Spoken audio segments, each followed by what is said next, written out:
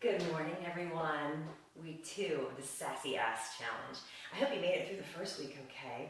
I hope you're really feeling the burn. I know some of you commented about how hard it was to walk up and down the stairs those first couple days, and that's what happens when you throw new exercises at your body and challenge them in a way that perhaps you haven't challenged them before.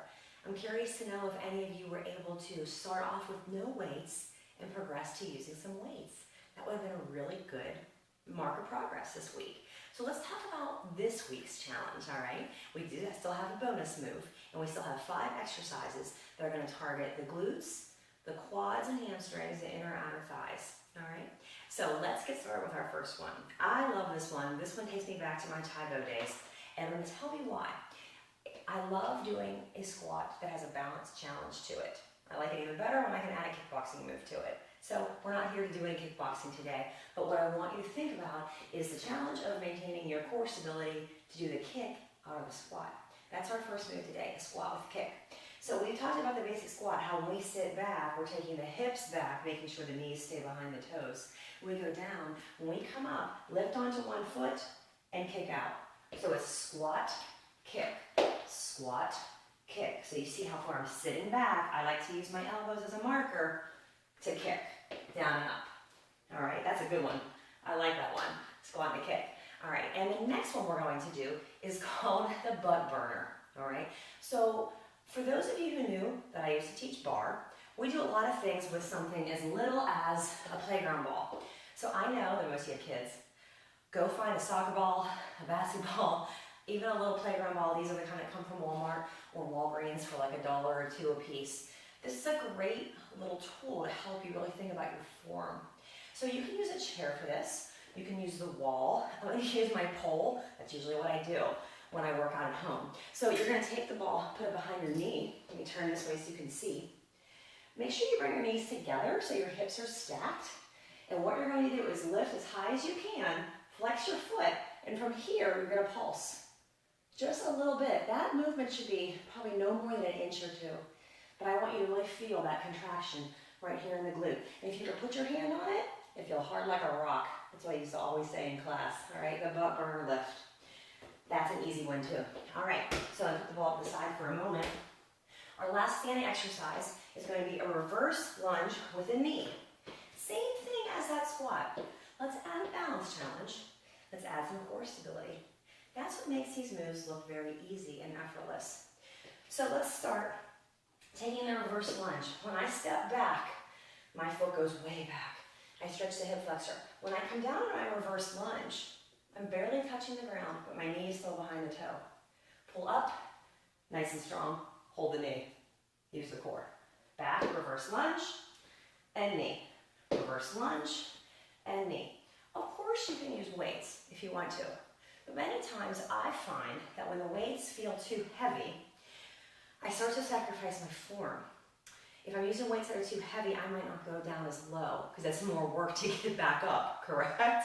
So sometimes I like to challenge myself to go as hard as I can, low as I can, with the best possible form with no weights, all right? So that's the difference between going here and up and maintaining stability versus having a 20-pound weight, maybe getting to here because it's heavy, and then trying to struggle to lift up and not be balanced.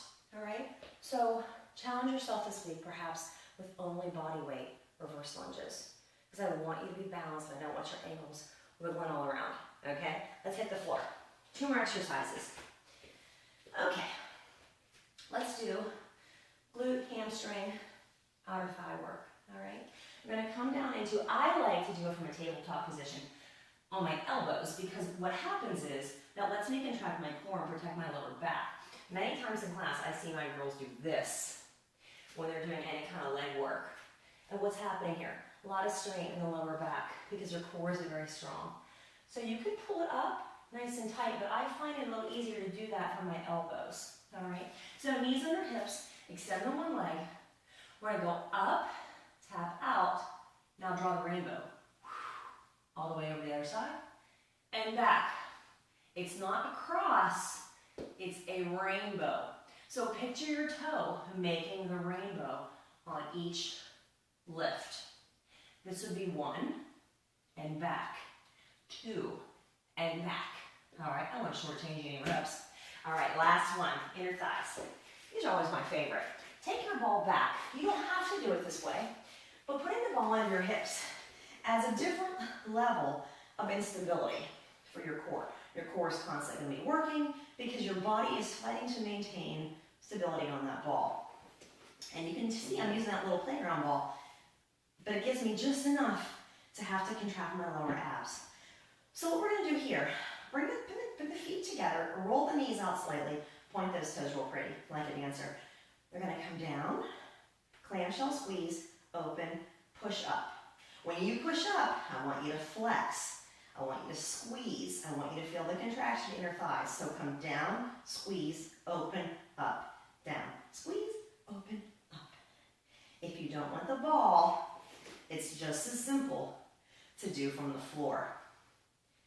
But I like the ball. I'd love for you to try it. If you did the Sassy Abs Challenge, I bet you your abs are strong enough. So, that's week 2. But I owe you a bonus, right? And I know some of you are like, that wall squat was pretty hard. Let's make it a little harder. This week, I'm looking at my calendar, it says single wall squat, single leg wall squat. So what that means is you're gonna alternate. Whoop, gotta change my camera a little bit.